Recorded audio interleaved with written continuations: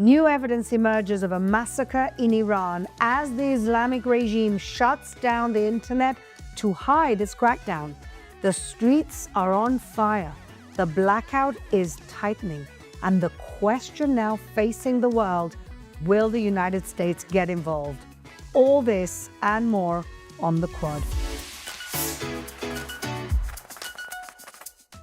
Welcome back, everybody, to the Quad here in our Jerusalem studios with our wonderful co-hosts, Shoshana Keats-Jaskell, the founder of Chokhmat Nashim, Elevating Orthodox Women's Voices, Bellamy Bellucci, a wonderful activist who's also a model and a dancer, and a very special co-host today, Lahav Karkov, who is a journalist par excellence, and today, senior political correspondent to Jewish Insider. Welcome, Lahav.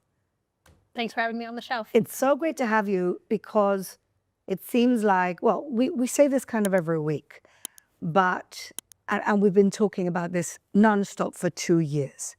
But if there's ever a time when it's more blatant of journalism, which is now a political agenda, with everything that's going on in the world, it's now. Yeah. We have the coverage that we've had from Gaza over the last 2 years, and now we have massacres going on, and the mainstream media saying, well, we don't have journalists on the ground, so we need to fact check what's going on, and how you, as a seasoned journalist, how do you react to this?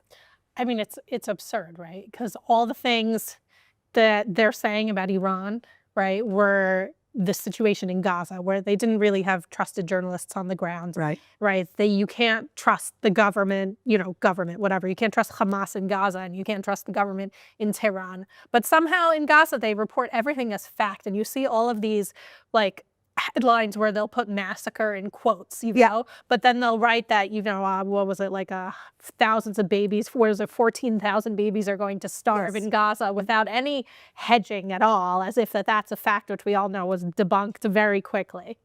I mean, it's ridiculous. It's ridiculous. And what's in common is that the mainstream media today are actually spreading the talking points of the Islamic regime as they did the Gaza Health Ministry.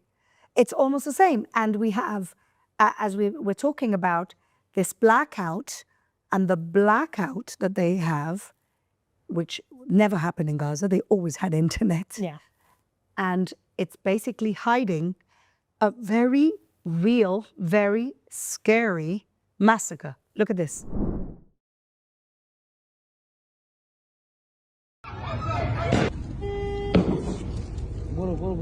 نه بابا شروع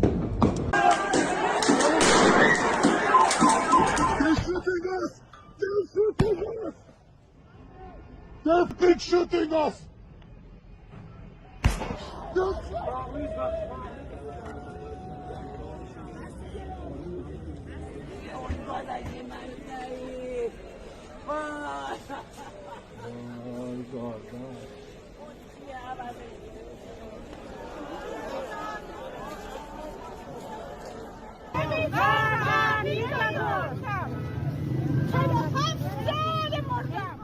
That woman gets me every time. She came out and she said, I don't care about dying. I've been dead for 47 years.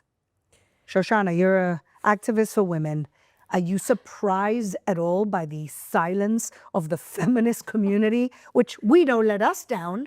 So I don't have words to describe my disappointment, my pain, my deep pain at the fact that the Western feminists are completely silent. These women are taking their lives into their hands by going out into the streets. Just to take off the hijab is to court death. Dancing, just dancing in the streets is potentially a death sentence. And you have Westerners, like morons, I was watching this woman, she's wearing a hijab, and she said, just because I'm a hijabi Muslim doesn't mean that I support the Iranian regime, but I also don't support those who want to take it down because they are aligned with Israel and the West. So what do you stand for? Like, what do you stand for? Nothing. They don't stand for anything. They don't stand for freedom. They don't stand for women. They don't stand. Here, these people are actually fighting for their lives to be free. and no one's standing with them. Like, there's a media blackout, like you said. There's people who are just acting like it's another Tuesday. And this is probably the greatest freedom fight that we will see in our lives. And it's not even making the second page. This is as important as the bringing down of the Berlin Wall, which I saw. It was I think it was the late 80s. 89. 89. And I saw that as a child, 16, I can't remember. But that was huge and it was everywhere. Yeah. And now we have this, basically this hurricane in geopolitics happening and nothing's. Bellamy, I want to ask you, because you talk about this a lot. You know, last night was the Golden Globes. Yes. And, you know, when you think about the Golden Globes last year, with everybody with their red pins, basically, you know, a symbol of Jewish blood being spilled and killed by terrorists, but now it became an iconic thing. Nobody last night said anything about the women or the men or the children being killed in Iran. How much more blatant can this hypocrisy get? But it was so special to watch Hannah Einbeiner, just like clockwork, who happened to be the only one that was wearing a red pin. Right. So a Jew did it again, number one. Second of all, then you have their hostess, Nikki Glaser or whatever, who had a comment to say about CBS. Yes. So CBS has now been, you know, deemed fake news. Why? Because it's reporting the truth. Unfortunately, sorry for Hollywood that it's not produced, edited, scripted, cut and paste to make you feel comfortable. The West has become so comfortable with their own lies to a point that they actually don't know how to digest real news and they don't want to be held accountable. So even right now with this media blackout, what happened in 2019 with the Bloody Aban? Do people not know that upwards of 1,500 people were massacred during that? In 2022 to 23 when there was another blackout. So this has been happening multiple times. And I keep remembering as a kid when I was growing up and going through history classes and everything else, you mentioned the Berlin one as well. History is something that is so diluted to a point that it doesn't actually exist. If you have to look at numbers and you look at names and you look at what's happened before and people having lived through something and you still choose to look away and say, well, what was the context of what do you mean, what was the context? During apartheid, people didn't even know that Black people were being put into squatter camps, which were basically, I don't want to use the term concentration camp, but if you dropped a nuke, you could wipe out a whole race. The Western media didn't know until people started to say, look here, there is something wrong here. If that had to happen today with all these people that were freedom fighters before, that loved echoing voices through Hollywood, through you know, a red carpet of somebody saying, what are you wearing? And they could say, I'm wearing so-and-so, but I really want you to know that your eyes should be here. I have a platform. I have a voice. Let me use it for truth and to actually call for action and freedom. But no, numbers that keep being made up as we go along. We saw what happened with October 7th, that the ministry from Gaza was saying, these are these explosive numbers. People believed them. So what happens now if you black out? You can come up with numbers as much as you want, but look how long it took different media outlets to say, oh, they're saying that it's supposedly this amount of people. So it's gone from 40-something to 50-something else. I'm actually getting to a point where I'm believing more people that are actually saying it's upwards to 4,000 deaths. I agree, for sure. It can't not be. You know, in the past, you talked about apartheid in South Africa. I was also thinking about the movement for human rights for Jews in the Soviet Union, but also in general in the Soviet Union. In the US, the movements, the people who are advocating for the rights of Black people in South Africa and for Soviet Jewry, it all started with students. These were student groups. And you look at the college students today, and they are just completely morally corrupted. There should be as many encampments on college campuses for the people of Iran as there were for Gazans, if not more. And there's nothing. Well, that just shows you that they've all brainwashed zombies about how the real enemy is Western imperialism, of course represented and expressed by Zionism. And so anything, even raping women, killing women, it doesn't matter anymore. Anything goes. Lav, is the US, you write for a US publication. What is your sense on when and if, but we're hoping it's when, the US are going to get involved in this? Like, my understanding is that in the last day or so, President Trump had what's called an options meeting, Right. where the military presented him with different possibilities of what the U.S. could do. It's, Venezuela was complicated enough. Iran is even more complicated. It's halfway across the world. And it's more... It's odd to say when you have all these protests going on, but it is in a way more stable than Venezuela, that people have a higher quality of life. So it's a much more difficult task. And I think that it's still very open. I don't think that decision has been made, although President Trump keeps saying in public that he's going to do something. He keeps saying, and Marco Rubio also intimated that something's going to happen. We're here for the people of Iran. We have a lot of pressure from Reza Pahlavi, who I think is doing a decent job in America of lobbying the government. Yeah, I think he's for years now, he's someone who's been acting sort of very wisely. He's lived in America most of his life at this point. Yeah. And he talks about democracy. He says that, he would be willing to be a transitional figure, but that Iran should be a democracy and people should vote for their leader. So he's not making it all about himself. I think that's really important. There's mixed feelings about him in the Iranian diaspora, which I think is part of the issue. It's natural. I mean, we as Jews know that we have a lot of opinions. We're not united in what we think should happen. So it's the same with the Iranians, but in a way that also makes it difficult to start a movement. There's no unified opposition. And, well, we saw this last night when a U-Haul truck basically mowed down an Iranian protest in LA. And the guy in the U-Haul truck was an Iranian, but from the Communist Party of Iran that helped the Ayatollahs get in, but then split from them. Right. And this is happening on the streets of LA. Well, it's interesting, I read this morning very briefly. It's funny how these things, like, you're a journalist. I have written articles, but I'm not a journalist. What gets told, right? So what did I read this morning very quickly that the United States and Jordan, I believe, struck ISIS in Syria. In Syria. Overnight. Yeah.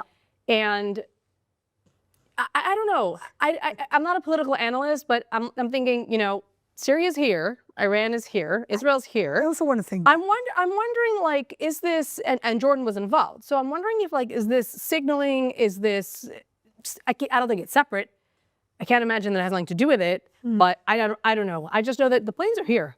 I think that the way things stand with Ashara in Syria and the United States and him wanting to continue to curry favor with the United States, I don't think he'd get in the way.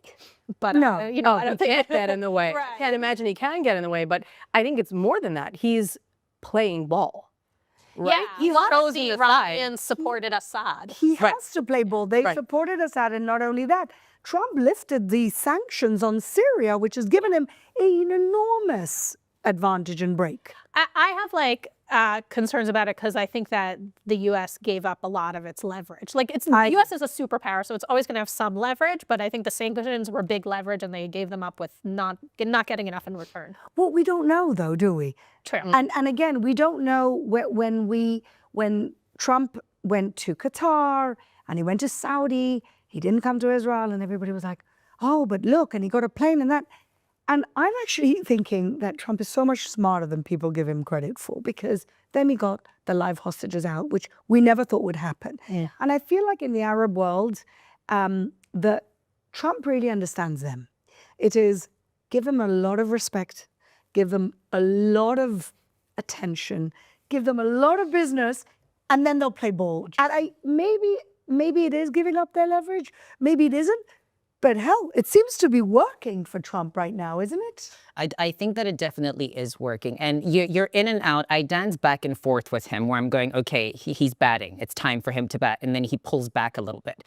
But I think his strategy in dealing with this and making sure that he stays a superpower is to send the biggest threat out to China and Russia as to saying, this is actually how I'm going to show you that you do not have any power on our side.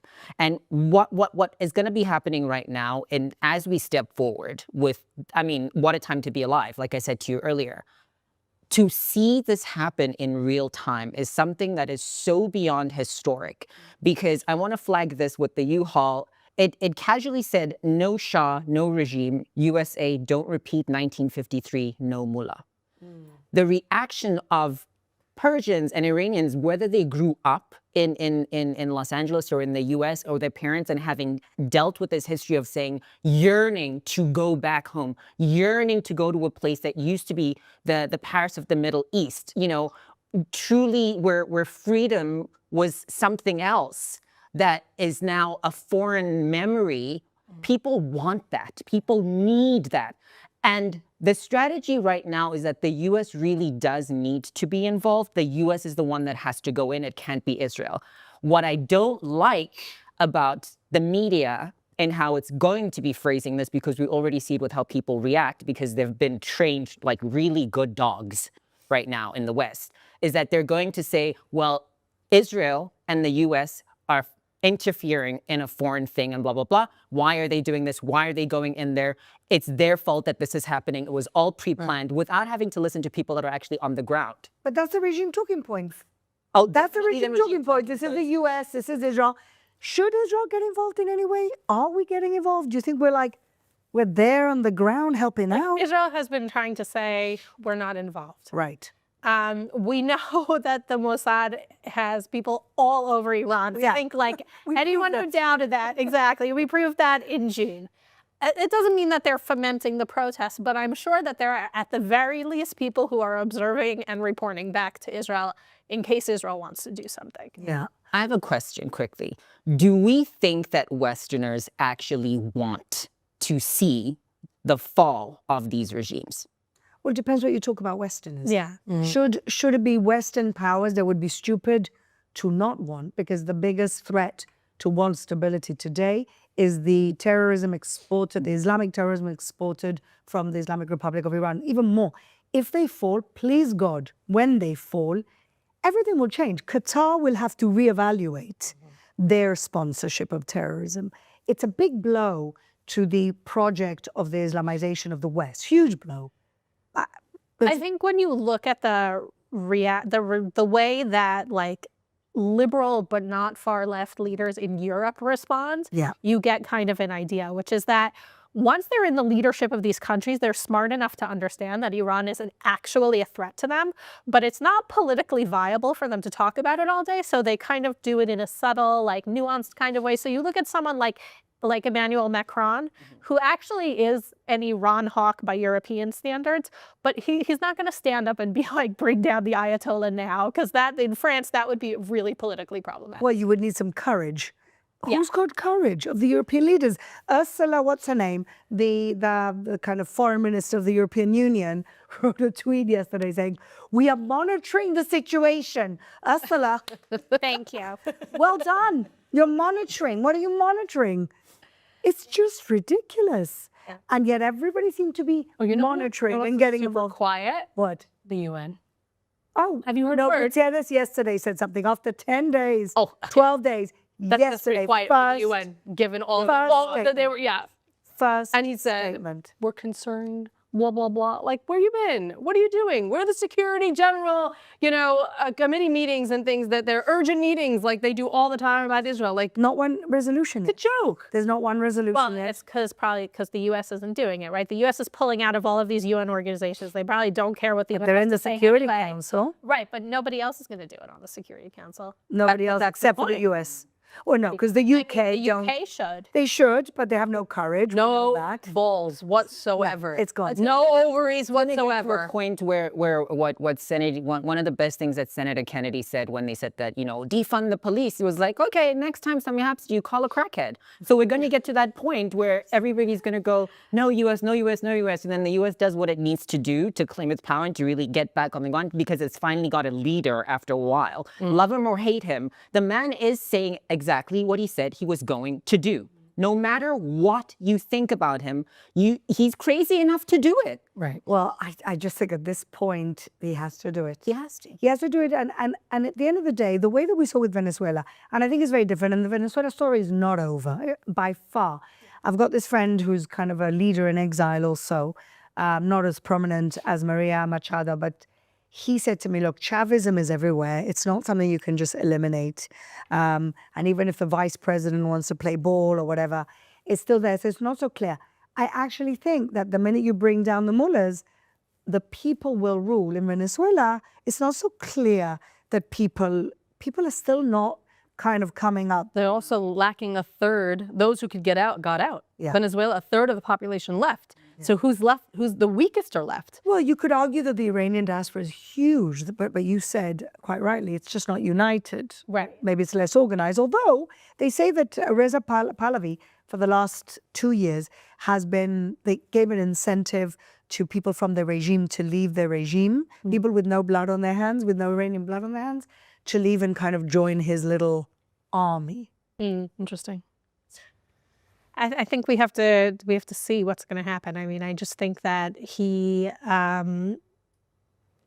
a compelling figure, right? But I think a lot of people also have like a lot of feelings about his father, about the Shah. Of course. So, I think that in Iran, I agree that like once the mullahs fall, I think that, the structure is so centralized and built around them that the regime will fall, right? But I also think that they operate a lot in a smarter way than the Chavismo did, right? Yes. Like their oil industry is great. I mean, sanctions were not, hurt it somewhat, but like mostly they're doing fine in the oil industry.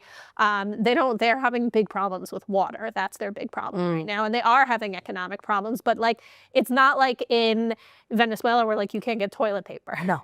Yeah. So, I think that the people have a stronger sort of basis from which to arise and govern themselves. Well, also, I think they have, I guess you could say that Venezuela also have a history of democracy until Chavismo came in. Right, but because so many people left and also because they're in a much deeper crisis for a longer time than Iran, I think that it's probably going to be harder. But it's interesting because all these pieces kind of fit in. Venezuela is a huge ally of Iran. Iran, the Islamic Republic, have been able to do a lot of things thanks to Venezuela and the other way around. And, and we have to go back and say the 7th of October, instead of starting the end of Israel, it looks like it started the end of political Islam, which is just incredible. If that, please God, is how this story ends, right? Mass play for Greenland. Oh, like sort of getting Who saw that coming? That's a mess. But I think, look, we shouldn't take our eyes off the other ball, which is the Muslim Brotherhood. Bringing Iran down doesn't bring the Muslim Brotherhood down. It's Muslim Brotherhood are Sunni. The government of Qatar is very Muslim Brotherhood affiliated, and so is Turkey. And Turkey sees Iran as a rival. Yeah. And Turkey's got their claws into Syria now. Exactly. Yeah. So political Islam is not over yet, but the Iranian model was the most violent and radical, I would say. I agree. And also the ones really subsidizing a lot of the proxies, which are Sunni and were Muslim Brotherhood, that were hurting us, but of course were hurting the peace and stability of the world. And on that note, we go to our very popular segment, because there's many to pick from every single week, Scumbag of the Week. Okay, ladies, I'm holding you back. There's just so much to talk about. When there were so many scumbags to talk about that when we did our end of year scumbag show, we had to put them into categories. Yeah, nice. Because there's just too many. Bellamy, who's your scumbag this week? My scumbag for this week is Lauren Booth, who is Tony Blair's sister-in-law. So Yes. before I say anything, take a look at this. After October the 7th, this October the 7th, a legendary day in the Ummah's history. Yes, we can say that people are now picking up the Quran because of the steadfastness and sabr of the people of Gaza specifically to find the beauty in the Quran. How many millions will accept Islam because of this? Only Allah knows. We're at a tipping point in history. Don't be downhearted. Be steadfast. Be strong. Carry on the struggle however you can. Homegirl looks quite white. Oh my gosh. Well, she is. She's the sister of Sherry Booth, who is Tony Blair's wife. Oh my God. Tony Blair, of course, is the former Prime Minister of the United Kingdom, who then became the leader of the Quartet, which is the it was UK, USA, European Union, and somebody else. I think France. France, and they were kind of trying to put the peace process back, I think. And he was actually touted a few months ago to be the governor of Gaza. So why is she, you scumbag? Great tell. It's the setup for me. The setup is very dangerous because she speaks about October 7th, but she brings it into some strange religious thing because now whatever you say against them in terms of religion will be used as Islamophobia. So it's a setup for her to say it was such a beautiful thing because people picked up the Quran and they're coming to Islam. So if I say anything about, wait, October 7th, this is actually what happened, people died, they'll be like, but the beauty of the Quran and the religion, and this is how we keep. And then the dangerous closing of keep steadfast, carry on the struggle. These are weird talking points of very, very radicalized communist type of people. It's strange. And for young people everywhere, they're just going, yeah, I'm really finding my way to Islam. There's straight Australians that are like 20-something taking their shahada, wrapping themselves up, doing a whole tour. And putting it all on TikTok. Litany and putting it all. Otherwise, it wouldn't bother.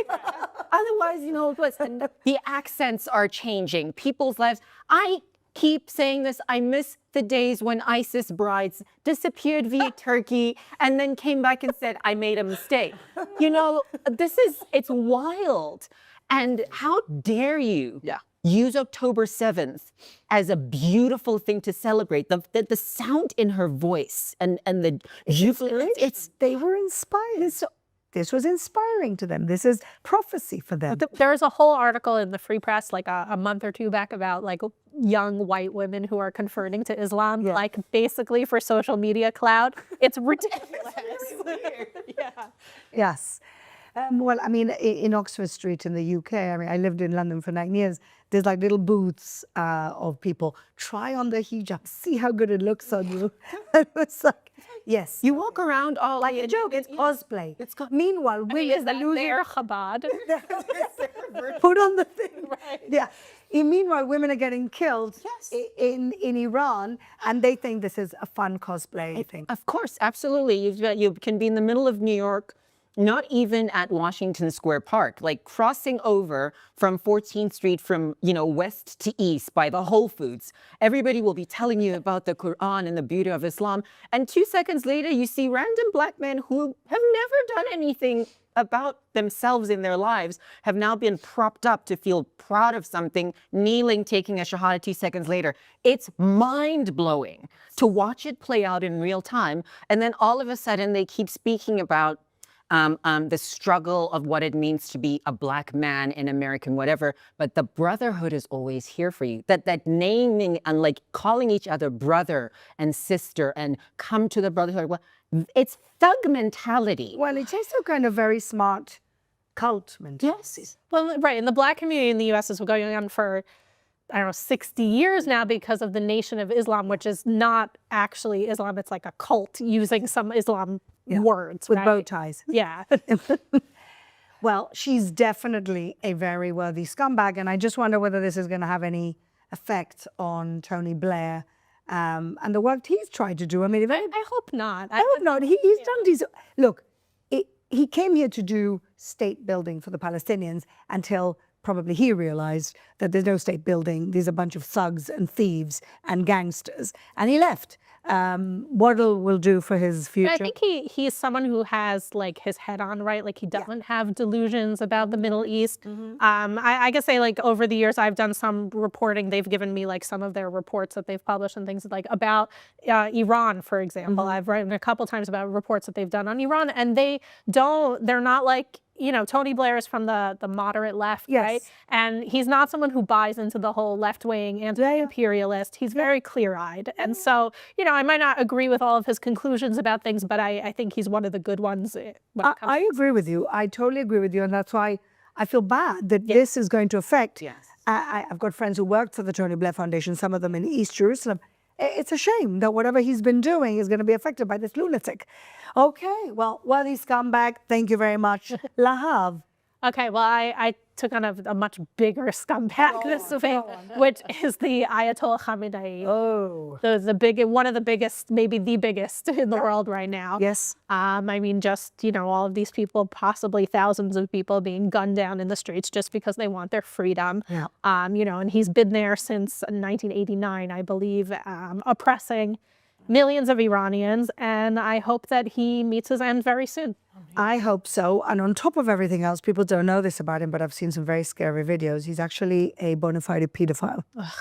He's a bona fide pedophile and little girls. And I just saw reports that actually I couldn't sleep for 3 days when I saw who this man actually is, his character, no, of course not, his repressive behavior. And in the first few days, when it was the Baji forces, which are essentially like the police forces, the minute they realized that their regime is seriously under threat, he pulled out the army, the IRGC. And so it's only going to get more bloody if something else doesn't happen. And I'm just praying that every night, I've actually not been sleeping since the beginning of this, and every night I pray that I go to sleep, I wake up, and we hear that America's attacked, the way that we did when we were under attack by Iran. Anyway, definitely the scumbag of scumbags. Well done, lad. Agreed. Shoshana, who's yours? Oh, Megyn Kelly. Oh, God, from the Ayatollah to Megyn Kelly. What's going on, Shoshana? But she deserves it. Oh, God. Megyn Kelly has jumped the shark. She's gone over to the dark side. Yes, she has. She's looking up Candace Owens' skirt as she chases her up the conspiracy theory ladder. Megyn Kelly, what made you think this was a good idea? Watch this clip for a second. And only now, Tucker, have I begun to say, wait a minute. How much of the narrative that is in our news today has been spoon-fed to me by people who are super pro-Israel at all costs, who won't tell the truth about Israel, no matter what it is, and will cancel you if you don't befriend or defriend people who do. And so this whole thing has made me reevaluate. I'm just starting from square one, basically, on Israel right now. And I'm actually day by day taking a much harder look at who are they? What do they do? How do I find real information on what happened in this war in Gaza that I will trust? Because I do know I'm being propagandized by both sides. And how will I make up my own mind? Even some of the narratives that we hear, I'm not a fan of certainly radical Muslims. And I'm not a big fan of Islam. I'm going to be honest. The tenets of it are political and I don't agree with them. But I have dear friends who are Muslims. And I do start to wonder, how much of the very negative messaging about all Muslims, and I've been a part of some of that negative messaging. Don't get me wrong. I'm not wavering from my position that it's not great to have an Islamist running New York City. But how much of the narrative has come from people who are just ardently pro-Israel and need me to hate them? Do you know what I mean? All of it. Do you know what I mean? So I think it's a fair question, and I'm sort of in my own search mode.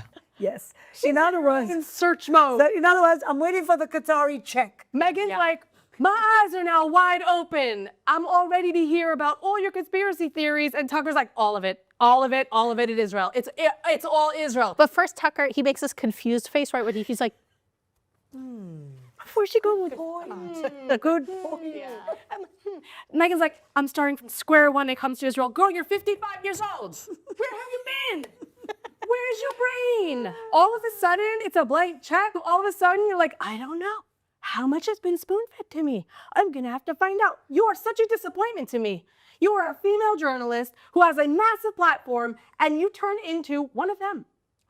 She was an adult in New York, I'm pretty sure, when 9/11 happened, and she needs to know how much of the anti-Islam stuff is propaganda. All of it. It's she can't say Jews because she's smarter than that. And she can't even say Zionists because she's got a lot of Zionists who are her, the Christians in America. So she says Israel. And they, how much are they? It's constantly this othering. Oh, she's my scum. She is, I think she's paying the price. I think that she's lost a lot of her audience. Good. And I used to look up to her. I used to think she was a brave woman, speaking truth, didn't agree with everything. She was also one of the Me Too. She was somebody on the right fighting Me Too, which me as a feminist was always a fan of. And now So much. By the way, some of her recurring guests today announced that they're not going to go back Yes. to her show because of this. No, I'm telling you, she's now tail spinning.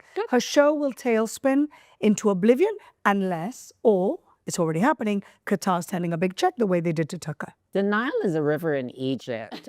I'm sorry, because you can see it happen. It's the same thing that happened with Canada. You can see it happen. And it's just a perfect reminder of how there's, what's the term, how anti-Semitism shapeshifts in a way. And you don't have to specifically like have it, wear it with pride, but you can start to see how it veers in like some disease that just spreads. And it all becomes about that. The thing is, like, Candace Owens was always crazy. You read people who write these profiles of her, and she was always crazy. What sense? But she wasn't politically radical, but she was like always very like paranoid. Right. She had a very paranoid sensibility. Right. Yeah.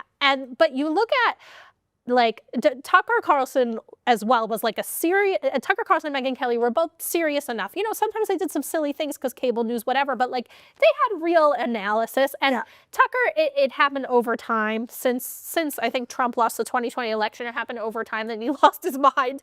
But with Megyn Kelly, it happened in such a short time that you could really just see her unravel. And it's just insane. It's crazy to watch. It's like scary almost. And it's just like, you know, I don't know about the Qatari money allegations. Like with Tucker, there seems to be a little bit of a paper trail. I guess we might find out about Megyn, but it just seems so obvious that she's selling out in some way. Maybe it's just for views, or maybe she is being paid by someone. Well, we could see the tailspin, and then I think that Ben Shapiro pushed her over the edge.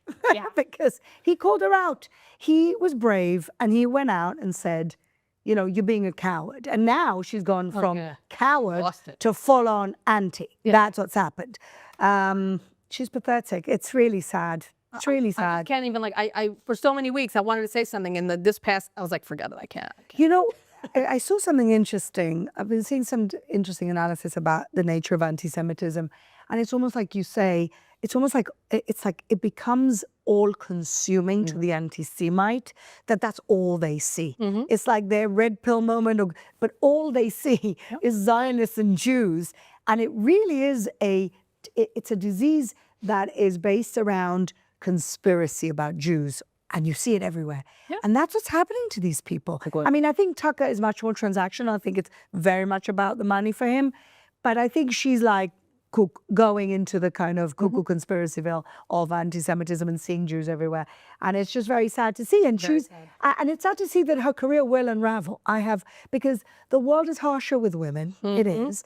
And somehow he's floating by because he's friendly with J.D. Vance and all this, good bros. And the world is harsher on women, and she will tailspin out of significance. Yeah. By the way, Tucker was in the White House this week. I know. Disgusting. And it's like some kind of big mystery who invited him, because apparently it wasn't. He walked him with J.D. Vance, apparently, because his son Tucker's son works for J.D. Vance. So he's got basically an inn. He's got a plant in there. And a lot of people were like, isn't this hypocritical that he was criticizing Trump about attacking Venezuela, and at the same time gets invited to the debate about what's going to happen to the future of energy in Venezuela? It's like he's no fool, right? Like he's there. Yeah. They let him in the room. They didn't kick him out, so he's going to stay. He's going to listen. Of course, it's important to have people that hold you accountable.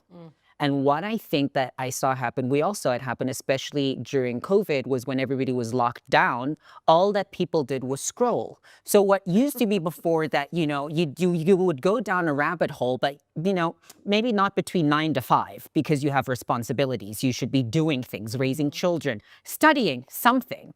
All of a sudden, the world shut down, people's brains kind of like ticked, and something shifted, because going down rabbit holes and then seeing other people and finding your tribe on social media, all of a sudden, it spread. It spread because people weren't willing to actually think. They weren't willing to actually say, but wait, let me look at what happened over here. Maybe I should ask what happened here.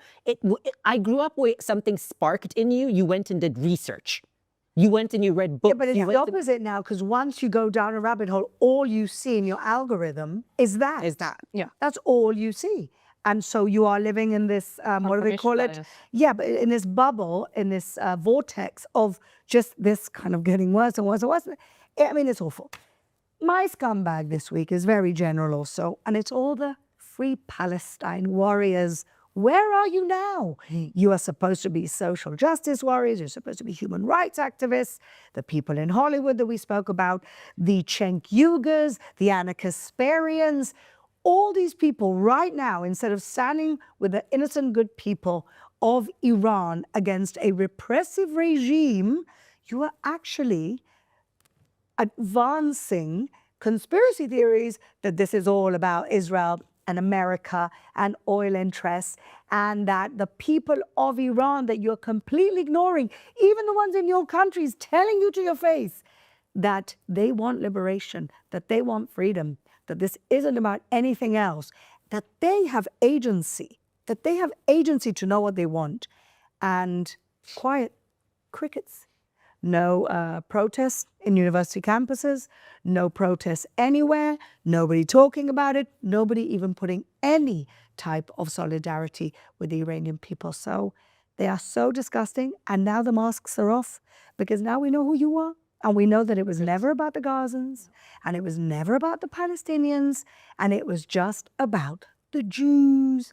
And when there's no Jews, there's no news, and there's nothing to stand for. And so you have been now completely discovered to be the hypocrites and the superficial people that you are, that you don't really care about any of this. And so they are my scumbags this week. The Free Palestine Brigade. Absolute hypocrites.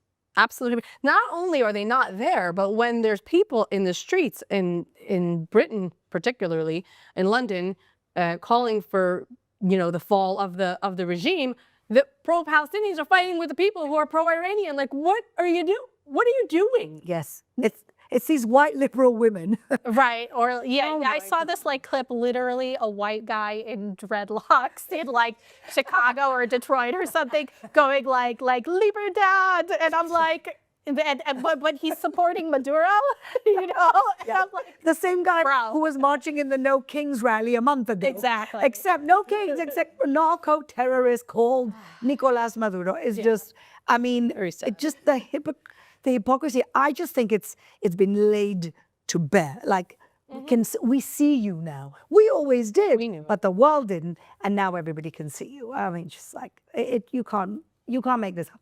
Okay, we need to cleanse our souls for the sake of good vibes. We go to our heroes of the week.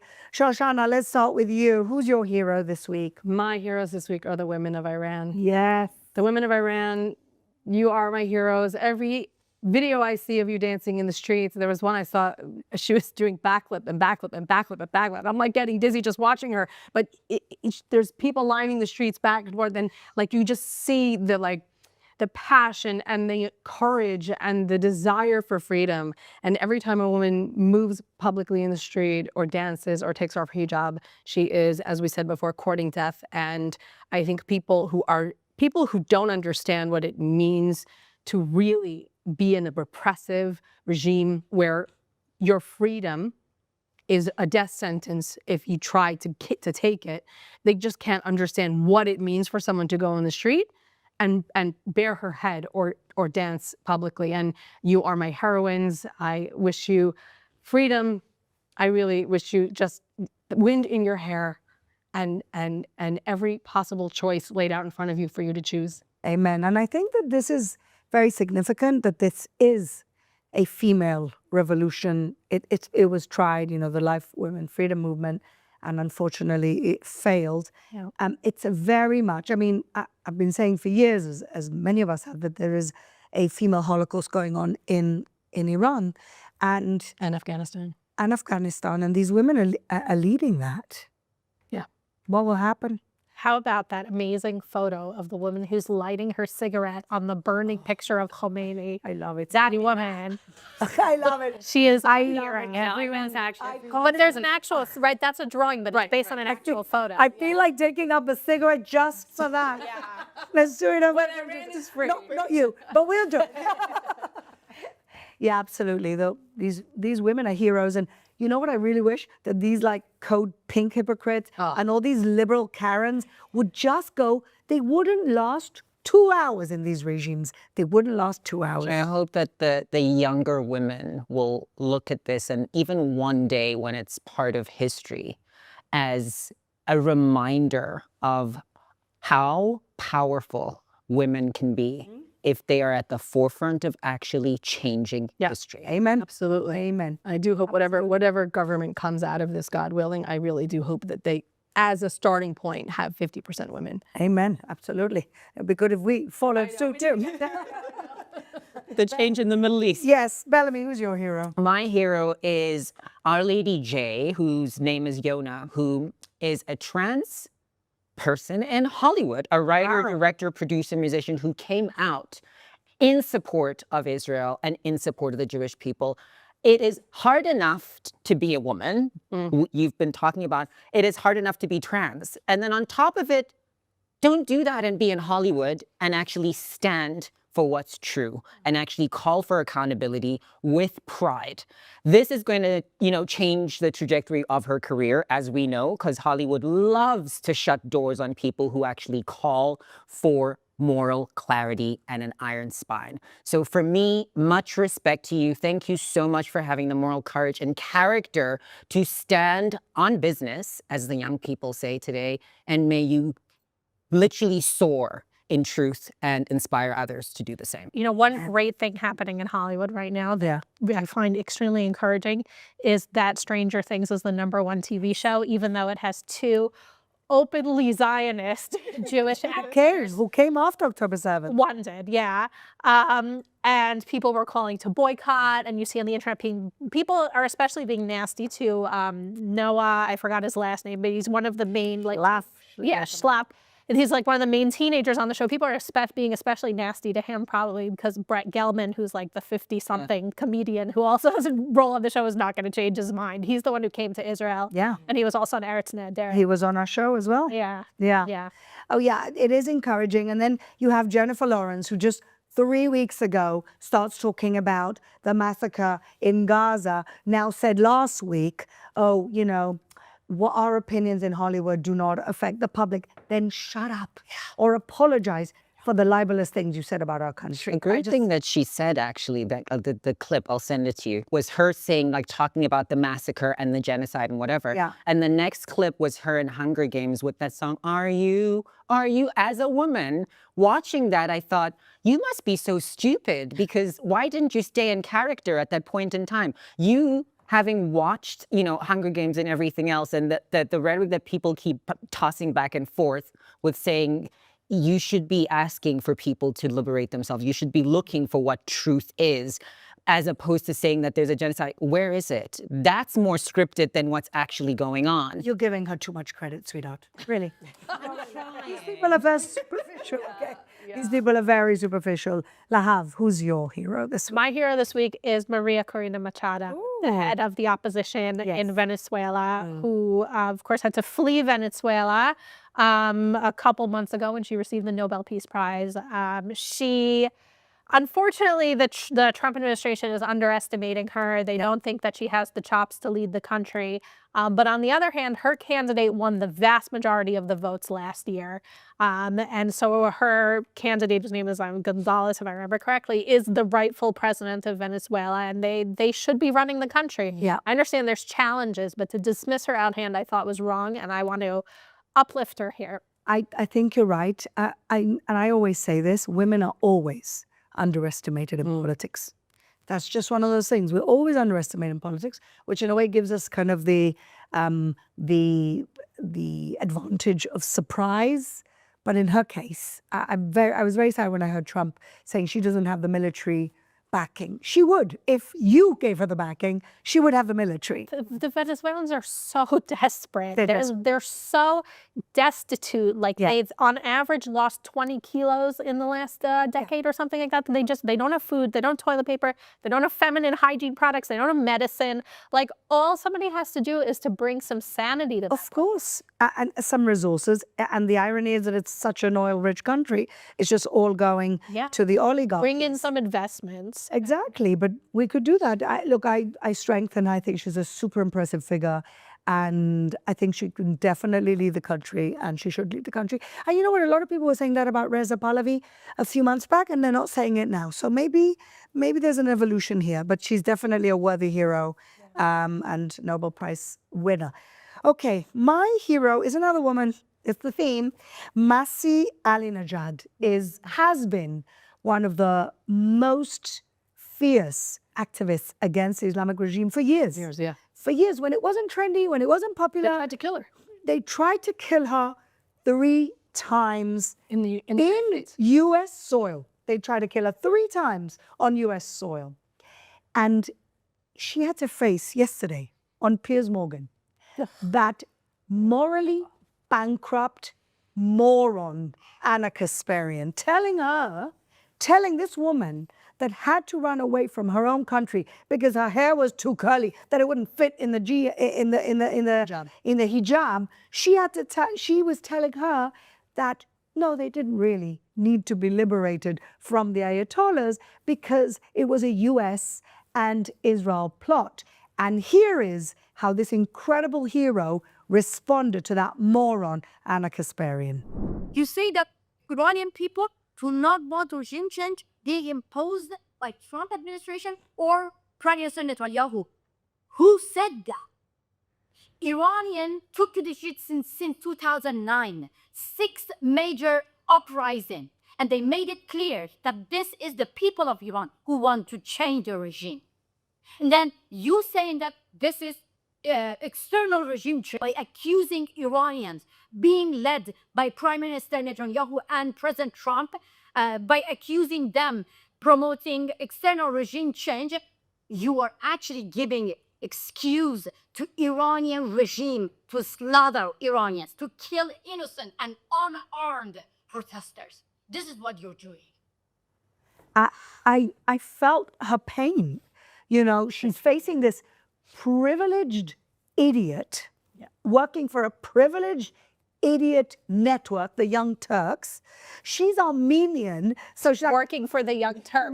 an Armenian working for the Young Turks to remind everybody the Turks slaughtered and genocided the Armenians, but it doesn't matter because, you know, she can't put 2 and 2 together. And she has the gall to face this hero who's been doing this for 20 years, who's been facing, a contract on her head for killing her and telling her that it's not them that really want liberation. You know, there's this Marxist idea, I think it's from Lenin specifically, whom, which is when you do something, who does it benefit? Yes. And that you have to look at things through that prism. And you really, really see that now when you have someone like Anna Kasparian, who benefits from liberal democracy every single day, but doesn't want the people of Iran to have that because it might make Trump and Netanyahu happen. You know, you see how this poison of Marxism, has infected people's brains. It's really infected people's brains to the point that they're like zombies now. And this woman has been a hero of mine for many, many years. She's been the most outspoken activist for many years. Masih Alinejad, we pray for the day that you can go back to your country and be the president, because we'll be right behind you. And she's my hero of the week. So ladies, thank you so much. We pray every single week on this show since the beginning. We're almost on our 100th show now, but we started shortly after October 7th.